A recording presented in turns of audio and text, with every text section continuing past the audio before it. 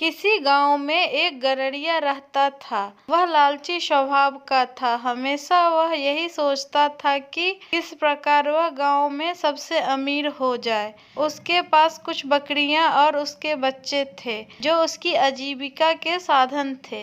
एक बार वह गांव से दूर जंगल के पास पहाड़ी पर अपनी बकरियों को चराने ले गया। अच्छी घास ढूंढने के चक्कर में वो एक नए रास्ते पर निकल पड़ा। अभी वह कुछ ही दूर आगे बढ़ा था कि तभी अचानक तेज से बारिश होने लगी। तूफानी हवाएं चलने लगी। तूफान से बचने के लिए गड़रिया कोई सुरक्षित स्थान ढूंढने लगा। उसे कुछ ऊंचाई पर एक गुफा दिखाई दी। गड़रिया बकरियों को वहीं बांधकर उस जगह का जायजा लेने पहुंचा तो उसकी आंखें फटी की फटी रह गई। वहां बहुत सारी जंगली भेड़ें मौजूद थी। मोटी तगड़ी भेड़ों को देखकर गड़रिये को लालच आ गया। उसने सोचा कि अगर ये भेड़ मेरी हो जाए तो मैं गांव में सबसे अमीर हो जाऊंगा। इतनी अच्छी और इतनी ज्यादा भेड़ तो आसपास के कोई गांवों में किसी के पास नहीं है। उसने मन ही मन सोचा कि मौका अच्छा है, मैं कुछ ही देर में इन्हें बहला फुसलाकर अपना बना लूंगा, फिर इन्हें साथ लेकर गांव चले जाऊंगा। यही सोचते हुए वह वापस नीचे उतरा। बारिश में भीगती हुई दुबली पतली कमजोर बकरियों को देखकर उसने सोचा कि अब जब मेरे पास इतनी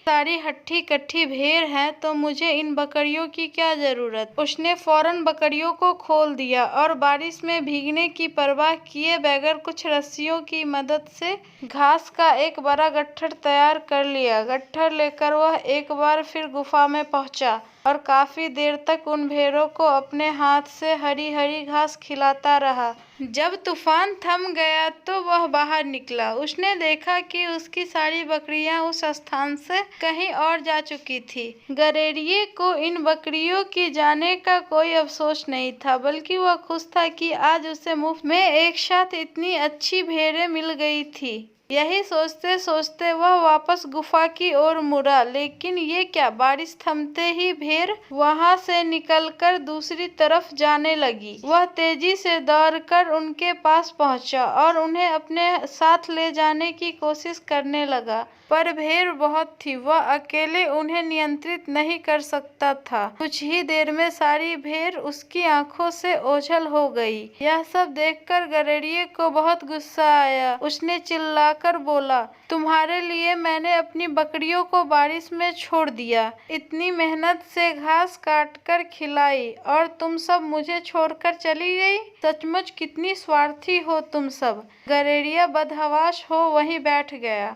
गुस्सा शांत होने पर उसे समझ आ गया कि दरअसल स्वार्थी वो भेड़ नहीं बल्कि वो खुद है, जिसने भेड़ की लालच में आकर अपनी बकरियों को खो दी। दोस्तों, इस कहानी से हमें यही सीख मिलती है कि जो व्यक्ति स्वार्थ और लोभ में फंसकर अपनों का साथ छोड़ता है उनका कोई अपना नहीं बनता और अंत में उन्हें पछताना पड़ता है। धन्यवाद दोस्तों। अगर आपको यह कहानी अच्छी लगी हो तो लाइक और कमेंट जरूर करें और हमारे चैनल को सब्सक्राइब करना ना भूलें।